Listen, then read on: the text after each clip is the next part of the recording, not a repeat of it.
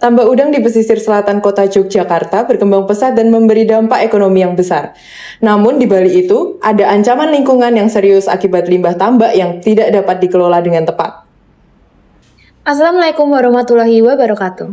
Kami dari kelompok 7 terdiri dari saya, Dewi Dian, bersama dengan Tanasya Zalza dan Dia Cinta Birka, akan membawa para penonton untuk menelaah lebih dalam tentang penelitian bertopik limbah tambak udang yang kami susun berdasarkan pendekatan keilmuan teknik industri. Guna mengupas tuntas permasalahan yang diangkat, mari kita masuk ke bagian latar belakang. Penulisan makalah penelitian mata kuliah Bahasa Indonesia dengan studi kasus permasalahan limbah tambak udang yang mengancam ekosistem laut pada pantai selatan kota Yogyakarta. Seperti yang kita ketahui, bahwa Indonesia merupakan negara maritim, menunjukkan bahwa perikanan menjadi salah satu sektor dengan prospek budidaya yang memiliki beragam potensi dan menjanjikan di Indonesia. Salah satu bentuk budidaya sumber daya akuatik adalah tambak udang. Jumlah permintaan terhadap komoditas perikanan, baik secara domestik maupun global, terus mengalami tren yang bertumbuh meningkat. Hal tersebut menjadi sebuah peluang yang membuat banyak pengusaha bersaing dalam mencari keuntungan dan mengembangkan usahanya.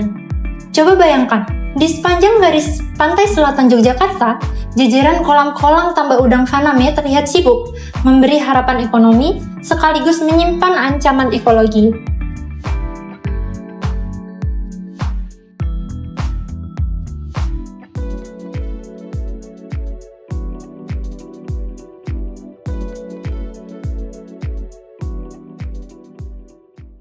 Mengutip dari pernyataan Dinas Kelautan dan Perikanan atau DKP Bantul, yaitu jumlah produksi udang yang dihasilkan mampu mencapai angka 5,76 ton per tahun 2024. Nah, hal tersebut turut menjadi peluang bagi warga di wilayah pesisir untuk memanfaatkannya sebagai upaya peningkatan kesejahteraan masyarakat sekitar. Pertumbuhan ini jelas berdampak secara ekonomi, membuka lapangan kerja, meningkatkan pendapatan, bahkan mendorong ekspor.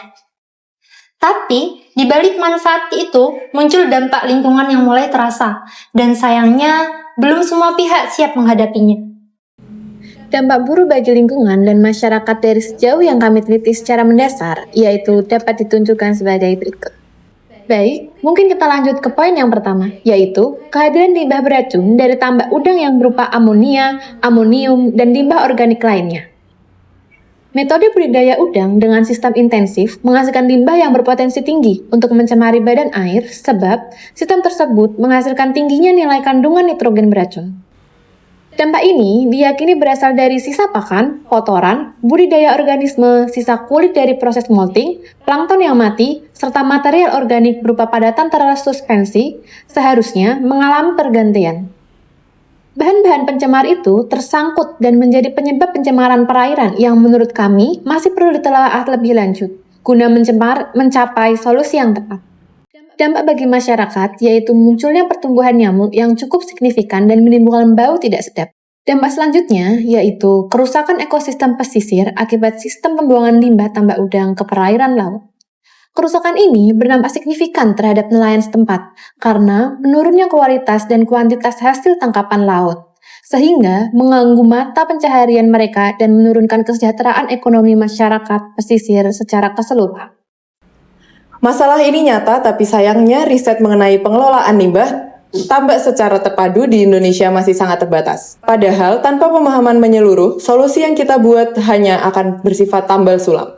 Untuk itu, kami melakukan penelitian dengan pendekatan dari bidang teknik industri. Kami menggunakan dua metode utama, yaitu metode yang pertama, metode 5 whys yang merupakan teknik sederhana mengupas setiap lapisan penyebabnya dengan bertanya kenapa secara berulang hingga sampai ke akar masalah. Metode yang kedua yaitu teknik root cause analysis atau RCA. Berfungsi untuk memetakan keseluruhan penyebab dan efeknya sehingga kita bisa melihat hubungan antar faktor dan merancang solusi yang tepat sasaran bukan sekedar reaktif. Kenapa kami memilih metode root cause analysis dan 5 whys? Karena keduanya dinilai sangat efektif dalam mengurai masalah yang kompleks secara sistematis, termasuk dalam konteks pencemaran limbah tambak udang. Kedua metode dikombinasi dengan tujuan menyederhanakan proses analisis dan menghasilkan solusi lebih mendalam dan sistemik.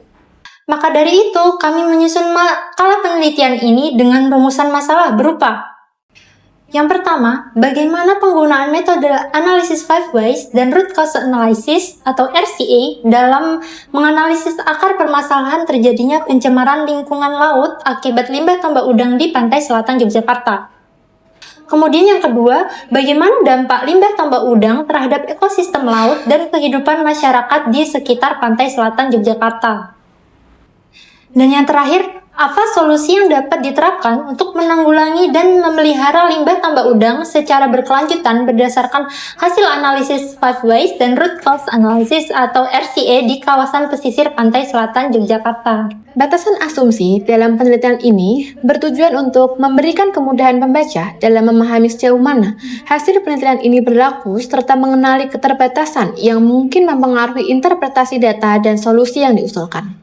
Batasan pertama, metode budidaya udang intensif yang digunakan oleh para petani tambak di daerah penelitian memiliki pola operasional yang seragam dalam menggunakan pakan dan sistem pengelolaan air.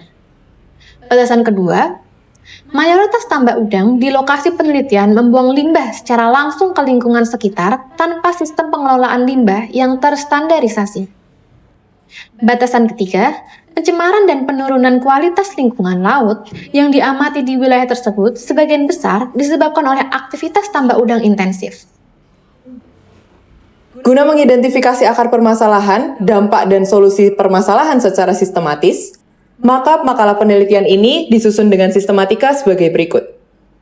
Yang pertama, halaman judul, halaman kata pengantar, halaman daftar isi, halaman daftar tabel, halaman daftar gambar, halaman daftar lampiran, kemudian kita langsung masuk ke bab 1 yang berisi latar belakang, rumusan masalah, batasan asumsi, dan sistematika penulisan.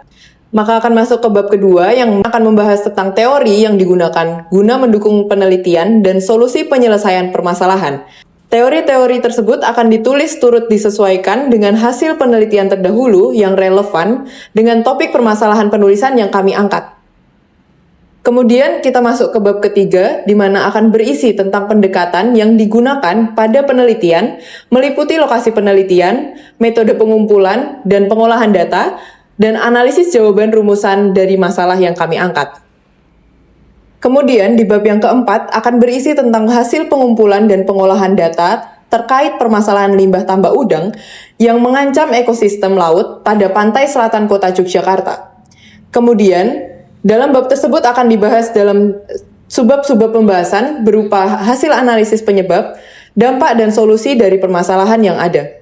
Untuk pembahasan babnya akan ditutup dengan bab 5, yaitu berisi tentang kesimpulan dari latar belakang permasalahan yang dikorelasikan dengan metodologi penelitian, kemudian akan dilanjutkan dengan intisari hasil yang akan berisi pembahasan pengolahan data yang telah dilakukan. Solusi dari permasalahan akan dirangkum secara singkat pada subbab saran. Nantinya, makalah penelitian ini akan diakhiri dengan daftar pustaka dan lampiran.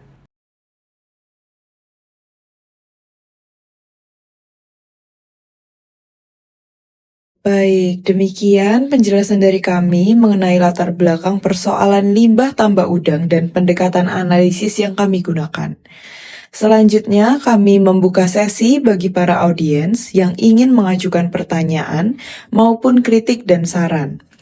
Ketiga pertanyaan akan kami kumpulkan secara kumulatif, jadi apakah ada yang ingin ditanyakan? Baik, saya Afifah Hairunisa izin bertanya, bagaimanakah sistem pengolahan limbah itu bisa digunakan guna mencegah pencemaran terhadap ekosistem laut? Terima kasih.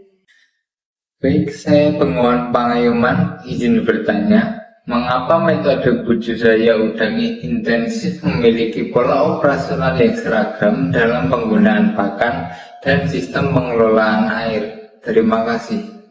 Izin bertanya, perkenalkan nama saya Terry Cipat Maulana dengan NIM 147.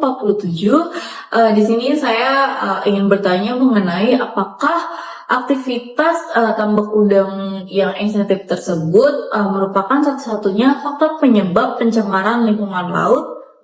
Terima kasih. Baik, terima kasih atas pertanyaan-pertanyaan kritis yang telah disampaikan para audiens. Izinkan kami untuk menjawab pertanyaan tentang bagaimana mencegah pencemaran ekosistem laut dengan sistem pengelolaan limbah yang memenuhi standar. Kita dapat menerapkan pengelolaan limbah terpadu meliputi filtrasi, proses biologis, netralisasi kimia, resirkulasi air, dan pemantauan berkala agar limbah memenuhi baku mutu lingkungan.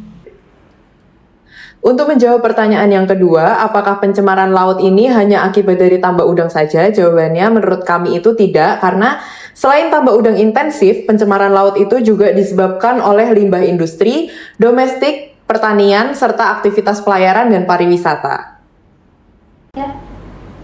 Baik, saya akan menjawab pertanyaan mengapa metode budidaya udang intensif memiliki pola operasional yang seragam.